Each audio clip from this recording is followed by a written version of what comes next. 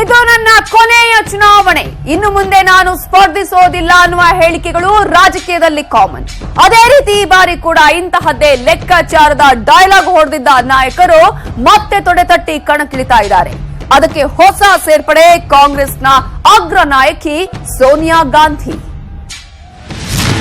Congress queen is back in action. ಮತ್ತೆ ರಾಯ್ಬರೇಲಿಯಿಂದ ಎದುರಿಸಲಿದ್ದಾರೆ election. ಹೌದು, ಆರೋಗ್ಯದ ಸಮಸ್ಯೆ ಹಾಗೂ ಮುಂದಿನ ತಲೆಮಾರಿಗೆ ಜವಾಬ್ದಾರಿ ವಹಿಸುವ ನಿಟ್ಟಿನಲ್ಲಿ ಕಾಂಗ್ರೆಸ್ನ ಮಾಜಿ ಅಧ್ಯಕ್ಷೆ ಸೋನಿಯಾ ಗಾಂಧಿ ಈ ಬಾರಿ ಚುನಾವಣೆಯಲ್ಲಿ ಸ್ಪರ್ಧಿಸುವುದಿಲ್ಲ ಎನ್ನುವ ಮಾತಿತ್ತು. ಪ್ರಿಯಾಂಕಾ ಗಾಂಧಿಗೆ ಪಕ್ಷದಲ್ಲಿ ಮಹತ್ತರ ಜವಾಬ್ದಾರಿ ನೀಡಿದಾಗ ಈ ಮಾತಿಗೆ ಮತ್ತಷ್ಟು ಪುಷ್ಟಿ ಸಿಕ್ಕಿತ್ತು.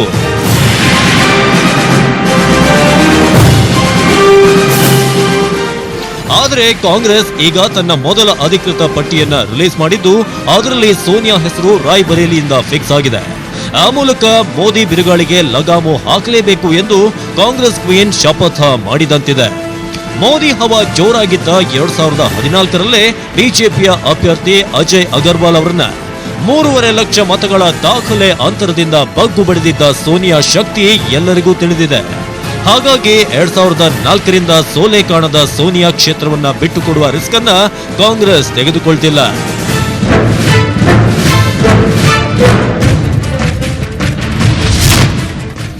ಕೊನೆ ಎನ್ನುತ್ತಲೇ ಮಣೆ ಹಾಕುತ್ತಿರುವ ದಿಗ್ಗಜರು. ನಮೋ ವಿರುದ್ಧ ಘರ್ಜಿಸಲು ಎಚ್ಡಿಡಿ ಪವಾರ್ ರೆಡಿ.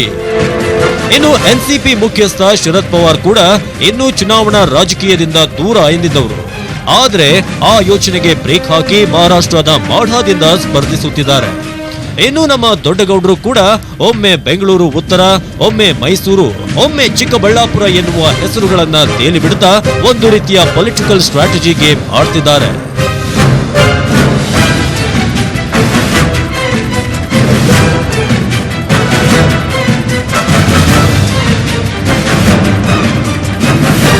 ಹೀಗೆ ಎಲೆಕ್ಷನ್ ಬೇಡ ಎನ್ನುತ್ತಲೇ ತಮ್ಮ ಕ್ಷೇತ್ರಗಳನ್ನ ಸೈಲೆಂಟ್ ಆಗಿ ಸೆಲೆಕ್ಷನ್ ಮಾಡುತ್ತಿದ್ದಾರೆ ಪೊಲಿಟಿಕಲ್ ಬಂಟರ್ಸ್.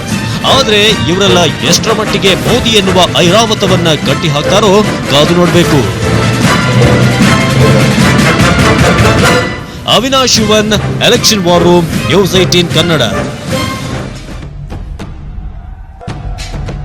ಇದು ಒಂದ್ ಕಡೆ ಆದ್ರೆ ಯುಪಿಎ ಅಧ್ಯಕ್ಷೆ ಸೋನಿಯಾ ಗಾಂಧಿ ಈ ಬಾರಿಯ ಲೋಕಸಭಾ ಚುನಾವಣೆಯಲ್ಲಿ ಸ್ಪರ್ಧೆ ಮಾಡೋಲ್ಲ ಅಂತ ಹೇಳಲಾಗ್ತಾ ಇತ್ತು. ಆದ್ರೆ ಈಗ ಅವರು ರಾಯ್ಬರೇಲಿ ಕ್ಷೇತ್ರದಿಂದ ಸ್ಪರ್ಧೆ ಮಾಡೋದು ಖಚಿತವಾಗಿದೆ. ಹಾಗಿದ್ರೆ ಈಗಿರುವಂತಹ ಪ್ರಶ್ನೆ, ಪ್ರಿಯಾಂಕಾ ಗಾಂಧಿ ಎಲ್ಲಿಂದ ಸ್ಪರ್ಧಿಸ್ತಾರೆ ಅಥವಾ ಸ್ಪರ್ಧೆ ಮಾಡೋದೇ ಇಲ್ವಾ ಅನ್ನುವ ಬಗ್ಗೆ ಕೂಡ ನಮ್ಮ ದೆಹಲಿ ಪ್ರತಿನಿಧಿ ಧರ್ಣೇಶ್ ಬೂಕನಕೆರೆ ರಿಪೋರ್ಟ್ ಮಾಡಿದ್ದಾರೆ. ನೋಡ್ಕೊಂಡ್ಬರೋಣ. ರಾಷ್ಟ್ರ ರಾಜಕಾರಣದ ಮೇಲೆ ಬಹಳ ಪ್ರಭಾವ ಬೀರುವಂತಹ ಉತ್ತರ ಪ್ರದೇಶದಲ್ಲಿ ಮತ್ತು ರಾಷ್ಟ್ರ ರಾಜಧಾನಿ ದೆಹಲಿಯಲ್ಲಿ ಕಾಂಗ್ರೆಸ್ ಪಕ್ಷಕ್ಕೆ ಹೇಳಿಕೊಳ್ಳುವಂತಹ ಸಂಘಟನೆ ಇಲ್ಲ. ಜೊತೆಗೆ ನಿರ್ದಿಷ್ಟವಾದಂತಹ ವೋಟ್ ಬ್ಯಾಂಕ್ ಕೂಡ ಕಾಂಗ್ರೆಸ್ನಿಂದ ಈಗ ದೂರವಾಗಿದೆ. ಆದರೂ ಕೂಡ ಈ ಎರಡು ಕಡೆ ಕಾಂಗ್ರೆಸ್ ಪಕ್ಷ ಪ್ರಬಲ ಪ್ರಾದೇಶಿಕ ಪಕ್ಷಗಳ ಚೌಕಾಸಿಗೆ ಬಗ್ಗದೇ ಇರೋಕೆ ನಿರ್ಧಾರ ಮಾಡಿದೆ. ಇದು ಕಾಂಗ್ರೆಸ್ ಪಾಲಿಗೆ ಕಾಸ್ಟ್ಲಿ ಡಿಸಿಷನ್. ಆದರೂ ಕೂಡ ಯಾಕಿಂತ ನಿಲುವಿಗೆ ಕಾಂಗ್ರೆಸ್ ಬಂತು ಮತ್ತೆ ಯಾರು ಇದರ ರೂವಾರಿ ನೋಡಿ ಇಲ್ಲಿದೆ ಡೀಟೇಲ್ಸ್. ಪ್ರಿಯಾಂಕಾ ಗಾಂಧಿ ಸ್ಪರ್ಧೆ ಮಾಡ್ತಾರೋ ಇಲ್ಲವಾ?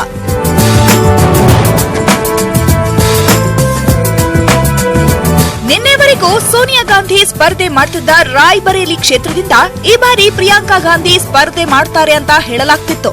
ಆದ್ರೆ ಈಗ ಕಾಂಗ್ರೆಸ್ ಪಕ್ಷ ಸೋನಿಯಾ ಗಾಂಧಿ ಅವರೇ ಅಭ್ಯರ್ಥಿ ಅಂತ ಘೋಷಿಸಿದೆ. ಇದರಿಂದಾಗಿ ಪ್ರಿಯಾಂಕಾ ಗಾಂಧಿ ಎಲ್ಲಿಂದ ಸ್ಪರ್ಧೆ ಮಾಡ್ತಾರೆ ಅನ್ನೋ ಪ್ರಶ್ನೆ ಉದ್ಭವಿಸಿದೆ.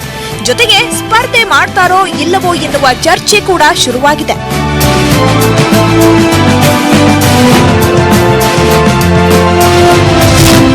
ಮೋದಿ ವಿರುದ್ಧ ಸ್ಪರ್ಧೆ ಮಾಡ್ತಾರಾ ಪ್ರಿಯಾಂಕಾ ಗಾಂಧಿ? ಬಿಜೆಪಿಯ ನಾಗಾಲೋಟಕ್ಕೆ ಬ್ರೇಕ್ ಹಾಕಬೇಕು. ಅವರ ಪ್ರಚಾರದ ಅಬ್ಬರಕ್ಕೆ ಅಡಚಣೆ ಉಂಟು ಮಾಡಬೇಕು. ಪ್ರಧಾನಿ ಮೋದಿ ವಾರಣಾಸಿಯಲ್ಲೇ ಹೆಚ್ಚು ದಿನ ಕಳೆಯುವಂತೆ ಮಾಡಬೇಕು. ಪ್ರಧಾನಿ ಮೋದಿ ವಿರುದ್ಧ ಪ್ರಬಲ ಅಭ್ಯರ್ಥಿಯನ್ನೇ ಹಾಕಬೇಕು ಅಂತ ಕಾಂಗ್ರೆಸ್ ನಿರ್ಧರಿಸಿದೆ. ಅದೇ ಕಾರಣಕ್ಕೆ ಪ್ರಿಯಾಂಕಾ ಗಾಂಧಿ ಹೆಸರು ಮುನ್ನೆಲೆಗೆ ಬಂದಿದೆ. ನಗುಮುಖದ, ಹರಳು ಉರಿದಂತೆ ಹಿಂದಿ ಮಾತನಾಡುವ, ಸೂಜಿಕಲ್ಲಿನಂತೆ ಜನರನ್ನ ಸೆಳೆಯುವ ಪ್ರಿಯಾಂಕಾ ಗಾಂಧಿ ಮೋದಿ ವಿರುದ್ಧ ಕಣಕ್ಕಿಳಿದರೂ ಅಚ್ಚರಿಯಿಲ್ಲ.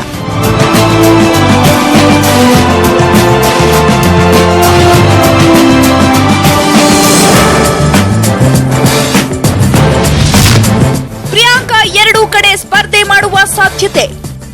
ಪ್ರಿಯಾಂಕಾ ಗಾಂಧಿ ವಾರಣಾಸಿಯ ಜೊತೆಗೆ ಇನ್ನೂ ಒಂದು ಕ್ಷೇತ್ರದಲ್ಲಿ ಸ್ಪರ್ಧೆ ಮಾಡ್ತಾರೆ ಅಂತ ಹೇಳಲಾಗ್ತಿದೆ. ಚಿತ್ರನಟಿ ಹೇಮಾ ಮಾಲಿನಿ ಪ್ರತಿನಿಧಿಸುವ ಮಥುರಾ ಕ್ಷೇತ್ರದಿಂದ ಸ್ಪರ್ಧೆ ಮಾಡುವ ಸಾಧ್ಯತೆ ಇದೆ. ಒಟ್ಟಿನಲ್ಲಿ ಮೋದಿಗೆ ಸರಿಸಮನಾಗಿ ಚುನಾವಣೆಯಲ್ಲಿ ಪ್ರಿಯಾಂಕಾ ಗಾಂಧಿ ಅವರಿಗೂ ಪ್ರಾಮುಖ್ಯತೆ ಸಿಗುವಂತೆ ಮಾಡಬೇಕು ಎಂಬುದು ಕಾಂಗ್ರೆಸ್ ಲೆಕ್ಕಾಚಾರ. ಇದರ ಜೊತೆಗೆ ಪ್ರಿಯಾಂಕಾ ಅವರನ್ನ ಎರಡೆರಡು ಭಾಗದಲ್ಲಿ ಕಣಕ್ಕಿಳಿಸಿ ಎರಡೂ ಕಡೆ ಕಾಂಗ್ರೆಸ್ ಪರವಾದ ಅಲೆ ಸೃಷ್ಟಿಸುವ ತಂತ್ರ ರೂಪಿಸಿದೆ.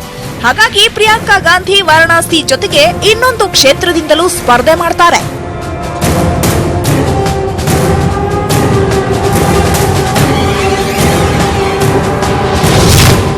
ಮೋದಿ ಕೂಡ ಎರಡು ಕಡೆ ಸ್ಪರ್ಧೆ, ಪ್ರಿಯಾಂಕಾಗೆ ವರದಾನ. ಪ್ರಧಾನಿ ಮೋದಿ ಕೂಡ ವಾರಣಾಸಿ ಕ್ಷೇತ್ರದ ಜೊತೆಗೆ ಒಡಿಶಾ ಅಥವಾ ಗುಜರಾತಿನ ಬೇರೊಂದು ಕ್ಷೇತ್ರದಿಂದ ಸ್ಪರ್ಧೆ ಮಾಡ್ತಾರೆ ಅಂತ ಹೇಳಲಾಗ್ತಿದೆ. ಇದರಿಂದಾಗಿ ಪ್ರಿಯಾಂಕಾ ಗಾಂಧಿ ಕೂಡ ಎರಡು ಕಡೆ ಸ್ಪರ್ಧೆ ಮಾಡಿದ್ರೆ ಅದಕ್ಕೊಂದು ಸಮರ್ಥನೆ ಕೊಡಬಹುದು. ಪ್ರಿಯಾಂಕಾ ಸ್ಪರ್ಧೆಯಿಂದ ಮೋದಿ ಹೆದರಿದರು ಎಂದು ಪ್ರಚಾರ ಮಾಡಬಹುದು. ಆಗ ಇಡೀ ದೇಶಾದ್ಯಂತ ಬಿಜೆಪಿಗೆ ಪ್ರಬಲ ಪೈಪೋಟಿ ನೀಡಬಹುದು ಎಂಬುದು ಎಐಸಿಸಿ ಅಧ್ಯಕ್ಷ ರಾಹುಲ್ ಗಾಂಧಿ ಲೆಕ್ಕಾಚಾರ. ಸಾಧ್ಯವಾದರೆ ಮೈತ್ರಿ, ಇಲ್ಲದಿದ್ದರೆ ಸ್ವತಂತ್ರವಾಗಿ ಸ್ಪರ್ಧಿಸಿ ಪಕ್ಷದ ಸಂಘಟನೆಯನ್ನು ಉಳಿಸಿಕೊಳ್ಬೇಕೆಂಬ ರಾಹುಲ್ ಗಾಂಧಿ ನಿರ್ಧಾರದ ಬಗ್ಗೆ ಮೆಚ್ಚುಗೆಯ ಮಾತು ಕೂಡ ವ್ಯಕ್ತ ಆಗ್ತಿವೆ. ಅಂತಿಮವಾಗಿ ಉತ್ತರ ಪ್ರದೇಶದ ಮತ್ತು ದೆಹಲಿಯ ಜನ ಮೆಚ್ಕೊಳ್ತಾರ ಅನ್ನುವಂಥದ್ದು ಮುಖ್ಯ. ಅದು ಗೊತ್ತಾಗೋದು ಚುನಾವಣೆಯ ಫಲಿತಾಂಶ ಬಂದ ಬಳಿಕ. ನಾನು ಧರಣೀಶ್ ಪುಟಿನ್ಕೆರೆ, ನ್ಯೂಸ್ 18 ಕನ್ನಡ, ನವದೆಹಲಿ. ಲೋಕಸಮರದಲ್ಲಿ ಪ್ರಧಾನಿ ಮೋದಿಯನ್ನ ಮಣಿಸೋದಕ್ಕೆ ಮಹಾಗಠಬಂಧನ್ ನಾಯಕರು ತಂತ್ರಗಳನ್ನ ಹೆಣಿತಾ ಇದ್ದಾರೆ. ಇತ್ತ ಬಿಜೆಪಿಯವರು ಪ್ರಧಾನಿ ಮೋದಿಯನ್ನ ಮತ್ತೆ ಅಧಿಕಾರಕ್ಕೆ ತರೋದಕ್ಕೆ ಕಸರತ್ತು ಮಾಡ್ತಿದ್ದಾರೆ. ಈ ನಡುವೆ ಸಾಮಾಜಿಕ ಜಾಲತಾಣಗಳಲ್ಲೂ ಕೂಡ ಮೋದಿ ಹವ ಹೆಚ್ಚಿಸಲಾಗಿದ್ದು ಜಾಹೀರಾತು ಪ್ರಚಾರ ಅಬ್ಬರವಾಗಿದೆ. ಫೇಸ್ಬುಕ್ನಲ್ಲಿ ರಾಜಕೀಯ ಜಾಹೀರಾತು. ರಾಜಕೀಯ ಪ್ರಚಾರದಲ್ಲಿ ಬಿಜೆಪಿಯೇ ನಂಬರ್ 1.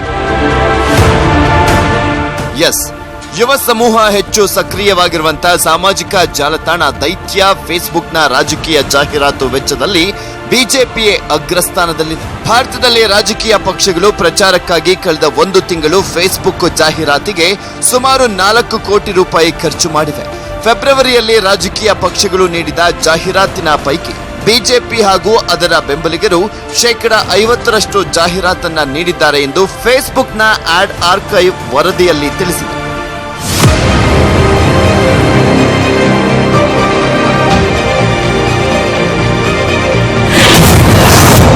ಕಳೆದ ತಿಂಗಳು ಫೇಸ್ಬುಕ್ನಲ್ಲಿ ಬಿಜೆಪಿ ಪರವಾದ ಭಾರತ್ ಕೆ ಮನ್ ಕಿ ಬಾತ್ಗಾಗಿ 1 ಕೋಟಿ ರೂಪಾಯಿ ಖರ್ಚು ಮಾಡಲಾಗಿದೆ.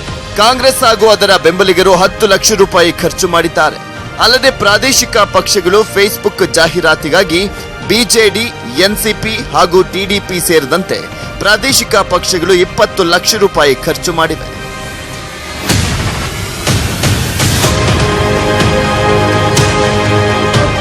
ಲೋಕಸಭೆ ಚುನಾವಣೆಯಲ್ಲಿ ಪಾರದರ್ಶಕತೆಯ ಭಾಗವಾಗಿ ಫೇಸ್ಬುಕ್ ಅಂಕಿಅಂಶಗಳನ್ನು ಬಹಿರಂಗಪಡಿಸಿದ್ದು ಯಾರು ಬೇಕಾದರೂ ಈ ಮಾಹಿತಿಯನ್ನ ಪಡೆದುಕೊಳ್ಳಲು ಅವಕಾಶ ಸಹ ಕಲ್ಪಿಸಿದೆ. ಲೋಕಸಭೆ ಚುನಾವಣೆ ವೇಳೆ ವಾಟ್ಸ್ಆಪ್, ಫೇಸ್ಬುಕ್ ಹಾಗೂ ಸಾಮಾಜಿಕ ಮಾಧ್ಯಮ ಕಂಪನಿಗಳ ಮೇಲೆ ಚುನಾವಣಾ ಆಯೋಗ ಕೆಲವು ನಿಯಮಗಳನ್ನು ವಿಧಿಸಬೇಕು ಎಂದು ಸಿಎಎಸ್ಸಿ ಸಂಸ್ಥೆ ಚುನಾವಣಾ ಆಯೋಗಕ್ಕೆ ಲೀಗಲ್ ನೋಟಿಸ್ ಅನ್ನ ನೀಡಿದೆ. ಒಟ್ನಲ್ಲಿ ಲೋಕಸಭಾ ಚುನಾವಣೆಗೆ ಗೆಲ್ಲಲು ರಾಜಕೀಯ ಪಕ್ಷಗಳು ನಾನಾ ಕಸರತ್ತನ್ನ ಮಾಡ್ತಿವೆ. Election war room, news 18 Kannada. ಇನ್ನು ಧಾರವಾಡ ಲೋಕಸಭಾ ಕ್ಷೇತ್ರದಲ್ಲಿ ನರೇಂದ್ರ ಮೋದಿ ವರ್ಸಸ್ ರಾಹುಲ್ ಗಾಂಧಿ ಫೈಟ್ ಶುರುವಾಗಿದೆ. ಬಿಜೆಪಿ ಮತ್ತು ಕಾಂಗ್ರೆಸ್ ನಡುವೆ ಭಾರೀ ಟಾಕ್ ವಾರ್ ನಡೀತಾ ಇದೆ. ಪ್ರತಿಷ್ಠೆಯ ಕಣವಾಗಿರುವ ಲೋಕಸಭಾ ಕ್ಷೇತ್ರದಲ್ಲಿ ನಾಳೆ ರಾಹುಲ್ ಗಾಂಧಿ ರಣಕಹಳೆ ಊದಲಿದ್ದಾರೆ. ರಾಷ್ಟ್ರೀಯ ಪಕ್ಷಗಳ ಪ್ರತಿಷ್ಠೆಯ ಕಣವಾಗೋದಕ್ಕೆ ಕಾರಣ ಏನು ಅಂತ ಹೇಳ್ತೀವಿ, ನೋಡ್ಕೊಂಡ್ ಬನ್ನಿ.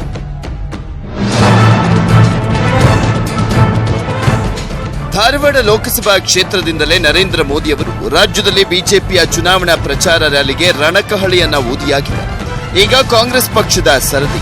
ರಾಜ್ಯ ಕಾಂಗ್ರೆಸ್ ನಾಯಕರು ಮೋದಿ ಅವರಿಗೆ ಟಕ್ಕರನ್ನ ಕೊಡಲು ರಣತಂತ್ರವನ್ನ ಹೆಣೆದಿದ್ದಾರೆ. ನರೇಂದ್ರ ಮೋದಿ ಅವರು ಪ್ರವಾಸವನ್ನ ಮುಗಿಸಿ ತಿಂಗಳಾಗುವುದರೊಳಗೆ ಕಾಂಗ್ರೆಸ್ ಪಕ್ಷದ ಪರಿವರ್ತನಾ ಯಾತ್ರೆಯನ್ನ ನಡೆಸಲು ಸಜ್ಜಾಗಿದ್ದಾರೆ.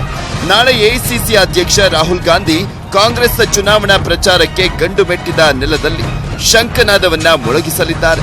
ಧಾರವಾಡ ಲೋಕಸಭಾ ಕ್ಷೇತ್ರದ ಬಂಕಾಪುರದಲ್ಲಿ ನಡೆಯಲಿರುವಂತಹ ಬೃಹತ್ ಬಹಿರಂಗ ಸಭೆ ನಡೆಯಲಿದ್ದು 3 ಲಕ್ಷ ಜನರನ್ನ ಸೇರಿಸಲು ಕಾಂಗ್ರೆಸ್ ಪಕ್ಷ ಸಿದ್ಧತೆಯನ್ನ ಮಾಡಿಕೊಳ್ತಾ ಇದೆ. ಸುಮಾರು 1 ಲಕ್ಷಕ್ಕಿಂತ ಹೆಚ್ಚು ಜನ ಈ ಸಮಾವೇಶದಲ್ಲಿ ಭಾಗಿಯಾಗ್ತಕ್ಕಂಥದ್ದಿದೆ. ಹಾವೇರಿ ಜಿಲ್ಲೆ ಮತ್ತು ಗದಗ ಜಿಲ್ಲೆಯಿಂದ ಈ ಒಂದು ಕಾರ್ಯಕ್ರಮದಲ್ಲಿ ಭಾಗವಹಿಸ್ತಕ್ಕಂಥದ್ದಕ್ಕೆ ಬಹಳ ಉತ್ಸಾಹದಿಂದ ನಮ್ಮ ಪಕ್ಷದ ನಾಯಕರುಗಳು, ಕಾರ್ಯಕರ್ತರು ಈ ಜವಾಬ್ದಾರಿಯನ್ನು ವಹಿಸಿಕೊಂಡಿದ್ದಾರೆ ಮತ್ತು ಈ ಕಾರ್ಯಕ್ರಮ ಬಹಳ ಯಶಸ್ವಿಯಾಗಿ ಕೂಡ ಆಗುತ್ತೆ ಅಂತ ನಾನಂತೂ ಭಾವಿಸ್ಕೊಂಡಿದ್ದೇನೆ. ಧಾರವಾಡ ಲೋಕಸಭಾ ಕ್ಷೇತ್ರ ಬಿಜೆಪಿಯ ಭದ್ರಕೋಟೆ. ಪ್ರಹ್ಲಾದ್ ಜೋಶಿ ಅವರು ಸತತ 3 ಬಾರಿ ಕ್ಷೇತ್ರದಲ್ಲಿ ಗೆಲ್ಲುವ ಮೂಲಕ ಹ್ಯಾಟ್ರಿಕ್ ಸಾಧನೆಯನ್ನ ಮಾಡಿದ್ದಾರೆ. 4ನೆಯ ಬಾರಿಗೆ ಗೆದ್ದು ಬೌಂಡರಿಯನ್ನ ಬಾರಿಸಲು ಸನ್ನದ್ಧರಾಗಿದ್ದಾರೆ. ಹೀಗಾಗಿ ಸರಣಿ ಸಭೆ ಮತ್ತು ಬಿಜೆಪಿ ಕಾರ್ಯಕರ್ತರ ಕಾರ್ಯಾಗಾರಗಳನ್ನ ನಡೆಸುತ್ತಿದ್ದಾರೆ. ಏನು ಕೆಲಸ ಮಾಡಿದ್ದೀನಿ ಅಂದ್ರೆ ಮುಂದಿದೆ, ಅದಕ್ಕೆ ಚರ್ಚೆ ಯಾವಾಗ ಬೇಕಾದಾಗ ಬರಲಿ. ಅವರು ನಾ ಏನು ಕೆಲಸ ಮಾಡಲಾರದು ಹಾಕಿದ್ರೆ ಅವ್ರು ಹೇಳಿ, ನಾವೇನು ಮಾಡಿದ್ದನ್ನು ನಾವು ಹಾಕಿದ್ದೀವಿ. ಬಿಜೆಪಿಯ ಭದ್ರಕೋಟೆಯನ್ನ ಛಿದ್ರಗೊಳಿಸಲು ಕಾಂಗ್ರೆಸ್ ರಣತಂತ್ರವನ್ನ ರೂಪಿಸ್ತಾ ಇದೆ. ಹೀಗಾಗಿಯೇ ಕ್ಷೇತ್ರದಲ್ಲಿ ಅಭ್ಯರ್ಥಿಯನ್ನ ಘೋಷಿಸುವ ಮೊದಲೇ ರಾಹುಲ್ ಗಾಂಧಿ ಅವರನ್ನ ಕರೆಸಿ ಪ್ರಚಾರವನ್ನ ಆರಂಭಿಸುತ್ತಿದೆ. ಕಾಂಗ್ರೆಸ್ ಮತ್ತು ಬಿಜೆಪಿ ಪಕ್ಷಗಳ ಪ್ರಧಾನಿ ಅಭ್ಯರ್ಥಿಗಳು ಧಾರವಾಡ ಲೋಕಸಭಾ ಕ್ಷೇತ್ರವನ್ನ ಪ್ರತಿಷ್ಠೆಯ ಕಣವಾಗಿ ಆಯ್ಕೆ ಮಾಡಿರುವುದು ಕಾರ್ಯಕರ್ತರಲ್ಲಿನ ಪೈಪೋಟಿಯನ್ನ ತೀವ್ರಗೊಳಿಸಿದೆ. ಹೀಗಾಗಿ ಕ್ಷೇತ್ರದಲ್ಲಿ ಮೋದಿ ವರ್ಸಸ್ ರಾಹುಲ್ ಗಾಂಧಿ ಎನ್ನುವ ವಾತಾವರಣ ನಿರ್ಮಾಣವಾಗಿದೆ. ಕ್ಯಾಮರಾಮನ್ ರಾಕೇಶ್ ಜೊತೆ ಪರಶುರಾಮ್ ತಹಶೀಲ್ದಾರ್, ನ್ಯೂಸ್ 18 ಕನ್ನಡ, ಹುಬ್ಬಳ್ಳಿ. ಕೇಂದ್ರದ ಗದ್ದುಗೆ ಹಿಡಿಯುವ ಲೋಕಸಭಾ ಚುನಾವಣೆಯ ವೇದಿಕೆ ಸಿದ್ಧಗೊಳ್ಳಲಾರಂಭಿಸಿದೆ. ಎಲ್ಲಾ ರಾಜಕೀಯ ಪಕ್ಷಗಳು ಮತ ಸೆಳೆಯುವ ಸಾಮರ್ಥ್ಯದ ಜಾತಿ ಬಲದ ಅಭ್ಯರ್ಥಿಗಳನ್ನೇ ಕಣಕ್ಕಿಳಿಸಲು ಲೆಕ್ಕಾಚಾರವನ್ನ ಆರಂಭಿಸಿದೆ. ದಕ್ಷಿಣ ಕನ್ನಡ ಜಿಲ್ಲೆಯಲ್ಲೂ ಕೂಡ ಇದೇ ರೀತಿಯ ಲೆಕ್ಕಾಚಾರ ಪ್ರಮುಖ ರಾಜಕೀಯ ಪಕ್ಷಗಳಾದ ಬಿಜೆಪಿ ಹಾಗೂ ಕಾಂಗ್ರೆಸ್ನಲ್ಲಿ ಆಲ್ರೆಡಿ ಸ್ಟಾರ್ಟ್ ಆಗಿದೆ. ಮುಂಬರುವ ಲೋಕಸಭಾ ಚುನಾವಣೆಗೆ ದಕ್ಷಿಣ ಕನ್ನಡ ಜಿಲ್ಲೆಯಲ್ಲಿ ಎಲ್ಲಾ ಸಿದ್ಧತೆಗಳನ್ನ ಎಲ್ಲಾ ರಾಜಕೀಯ ಪಕ್ಷಗಳು ಆರಂಭಿಸಿವೆ. ಬಿಜೆಪಿ ಕಾಂಗ್ರೆಸ್ ಮಧ್ಯೆ ನೇರ ಹಣಾಹಣಿ ನಡೆಯಲಿದ್ದು ಉಳಿದ ಪಕ್ಷಗಳು ಇಲ್ಲಿ ಆಟಕ್ಕುಂಟು ಲೆಕ್ಕಕ್ಕಿಲ್ಲದಂತಿವೆ. ಈ ಕಾರಣಕ್ಕಾಗಿಯೇ ಎರಡೂ ಪಕ್ಷಗಳು ಈ ಬಾರಿ ಸಮರ್ಥ ಅಭ್ಯರ್ಥಿಗಳನ್ನು ಕಣಕ್ಕಿಳಿಸಲು ಲೆಕ್ಕಾಚಾರಗಳನ್ನು ಆರಂಭಿಸಿವೆ. ದಕ್ಷಿಣ ಕನ್ನಡ ಲೋಕಸಭಾ ಕ್ಷೇತ್ರ ಬಿಜೆಪಿ ಹಿಡಿತದಲ್ಲಿದ್ದು ಹಾಲಿ ಸಂಸದ ನಳಿನ್ ಕುಮಾರ್ ಕಟೀಲ್ ಅವರನ್ನೇ ಮುಂದಿನ ಬಾರಿಯೂ ಮುಂದುವರಿಸಲು ಪಕ್ಷ ತೀರ್ಮಾನಿಸಿದೆ ಎನ್ನಲಾಗಿದೆ. ಆದರೆ ಈ ತೀರ್ಮಾನಕ್ಕೆ ಇದೀಗ ವಿರೋಧಗಳು ಕೇಳಿಬರಲಾರಂಭಿಸಿದೆ. ಜಿಲ್ಲಾ ಬಿಜೆಪಿಯ ಹಿಂದುಳಿದ ವರ್ಗಗಳ ನಾಯಕರಾಗಿರುವ ಸತ್ಯಜಿತ್ ಸುರತ್ಕಲ್ ಈಗಾಗಲೇ ಬಿಜೆಪಿಗೆ ಬಂಡಾಯದ ಸಂದೇಶ ಮುಟ್ಟಿಸಿದ್ದಾರೆಯೇ ಅನ್ನುವಂತಹ ವಿದ್ಯಮಾನಗಳು ಇದೀಗ ಜಿಲ್ಲೆಯಲ್ಲಿ ನಡೆಯಲಾರಂಭಿಸಿದೆ. ದಕ್ಷಿಣ ಕನ್ನಡ ಜಿಲ್ಲೆಯಲ್ಲಿ ಯಾವುದೇ ಗೊಂದಲಗಳಿಲ್ಲ. ಅಭ್ಯರ್ಥಿ ಈಗಾಗಲೇ ನಮ್ಮಲ್ಲಿ ಪ್ರಕೃತ ಅಭ್ಯರ್ಥಿಗಳಂತ ನಳಿನ್ ಕುಮಾರ್ ಕಟೀಲ್ ಸಂಸದರಾಗಿದ್ದಾರೆ. ನಮ್ಮಲ್ಲಿ ಯಾವುದೇ ವೇಕೆಂಟ್ಗಳಾಗಲಿಲ್ಲ. ಧನಂಜಯ ಕುಮಾರ್ ನಂತರ ಬಹುಶಃ ದಕ್ಷಿಣ ಕನ್ನಡ ಜಿಲ್ಲೆಯಲ್ಲಿ ಬಿಜೆಪಿ ಎಂಪಿ ಯಾವುದೇ ವೇಕೆಂಟ್ ಆಗಲಿಲ್ಲ. ಆದ್ದರಿಂದ ನಮಗೆ ಅಭ್ಯರ್ಥಿಗಳ ಕೊರತೆ ಇಲ್ಲ. ಈ ನಡುವೆ ಹೇಗಾದ್ರೂ ಮಾಡಿ ಈ ಬಾರಿ ದಕ್ಷಿಣ ಕನ್ನಡ ಲೋಕಸಭಾ ಕ್ಷೇತ್ರವನ್ನ ತಮ್ಮ ತೆಕ್ಕೆಗೆ ಹಾಕಬೇಕು ಅನ್ನುವ ನಿಟ್ಟಿನಲ್ಲಿ ಕಾಂಗ್ರೆಸ್ ಪಕ್ಷ ಈ ಬಾರಿ ಹಲವು ಪ್ರಯೋಗಗಳನ್ನು ಮಾಡಲು ತೀರ್ಮಾನಿಸಿದೆ. ಮಾಜಿ ಸಚಿವ ಬಿ ರಮಾನಾಥ್ ರೈ, ಎಐಸಿಸಿ ಸದಸ್ಯ ಬಿಕೆ ಹರಿಪ್ರಸಾದ್, ವಿನಯ್ ಕುಮಾರ್ ಸೊರಕೆ ಹೆಸರುಗಳು ಈ ಬಾರಿ ಅಭ್ಯರ್ಥಿ ಸ್ಥಾನಕ್ಕೆ ಮುಂಚೂಣಿಯಲ್ಲಿದ್ರೆ ಈ ಬಾರಿ ಮಹಿಳೆಯರಿಗೆ ಟಿಕೆಟ್ ಕೊಡಬೇಕು ಅನ್ನುವ ಕೂಗು ಕೂಡ ಕೇಳಿಬಂದಿದೆ. ಇನ್ನೊಂದು ಕಡೆ ಕಾಂಗ್ರೆಸ್ ಅಧ್ಯಕ್ಷ ರಾಹುಲ್ ಗಾಂಧಿಯವರ ಶಕ್ತಿ ಅನ್ನುವ ಯೋಜನೆಯ ಮೂಲಕ ಪಕ್ಷಕ್ಕೆ ಹೊಸ ಸದಸ್ಯರನ್ನ ಸೇರಿಸುವ ಪ್ರಯತ್ನವೂ ಆರಂಭಗೊಂಡಿದೆ. ಲೋಕಸಭಾ ಚುನಾವಣೆಗೆ ನಮ್ಮ ಕಾಂಗ್ರೆಸ್ ಪಕ್ಷ ಸರ್ವಸನ್ನದ್ಧವಾಗಿ ಇವತ್ತು ಕಾರ್ಯಕರ್ತರನ್ನು ಹುರಿದುಂಬಿಸಿ ಇವತ್ತು ಚುನಾವಣೆ ನಡೆಸುವಂಥ ಕಾರ್ಯಕ್ರಮದಲ್ಲಿ ನಿರತವಾಗಿದೆ. 4-5 ಜನ ಅಭ್ಯರ್ಥಿಗಳು ಇವತ್ತು ಆಕಾಂಕ್ಷಿಗಳಿದ್ದಾರೆ. ಇವತ್ತು ಒಳ್ಳೆಯ ನಮ್ಮ ಗೆಲ್ಲುವ ಅಭ್ಯರ್ಥಿಯನ್ನು ಇವತ್ತು ನೇಮಕಗೊಳಿಸುವಂಥ ಕೆಲಸವನ್ನು ಪಕ್ಷದ ಹೈಕಮಾಂಡ್ ಮಾಡುವಂಥ ಕೆಲಸ ಮಾಡ್ತಾ ಇದೆ.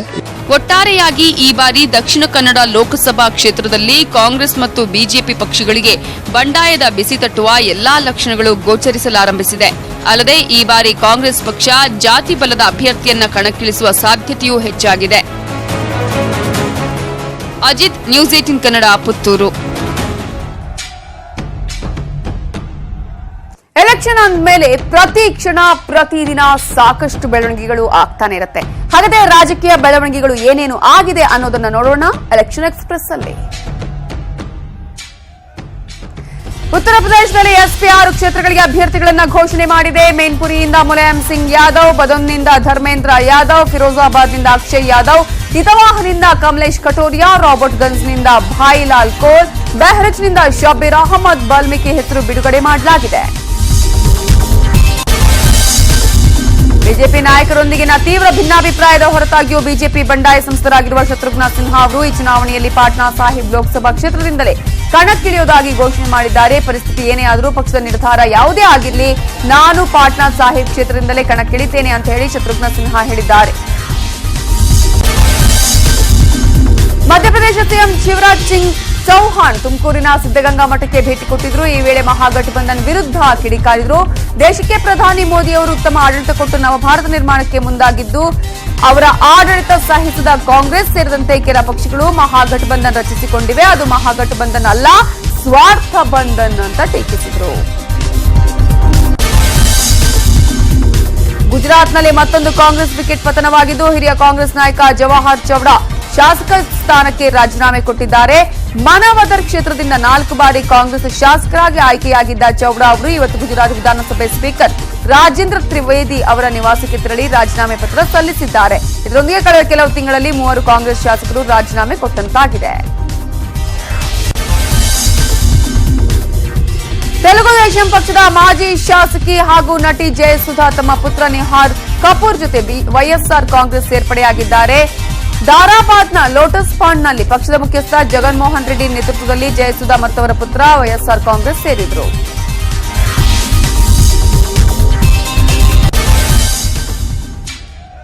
ಎಲೆಕ್ಷನ್ ಆದ್ಮೇಲೆ ಪಂಚಿಂಗ್ ಡೈಲಾಗ್ಸ್ ಇಲ್ಲದಿದ್ರೆ ಹೇಳಿ ಹೇಗೆ ಅನ್ನೋದು ಈಗಿರುವಂತಹ ಪ್ರಶ್ನೆ. ಹಾಗಾದ್ರೆ ಪಂಚಿಂಗ್ ಡೈಲಾಗ್ ಇವತ್ತು ಯಾರ್ದು ಅನ್ನೋದನ್ನ ನೋಡ್ತಾ ಹೋಗೋದಾದ್ರೆ ಸಚಿವ HD ರೇವಣ್ಣ ವರ್ಸಸ್ ಸುಮಲತಾ. ಹಾಗಾದ್ರೆ ಅವರಿಬ್ರು ಮಾತನಾಡಿದ್ದು ಏನು ಅನ್ನೋದನ್ನ ಎಲೆಕ್ಷನ್ ಪಂಚಲ್ಲಿ ನೋಡ್ತಾ ಇವತ್ತಿನ ಮಹಾಭಾರತ 2019 ಮುಗಿಸ್ತಾ ಇದೀವಿ.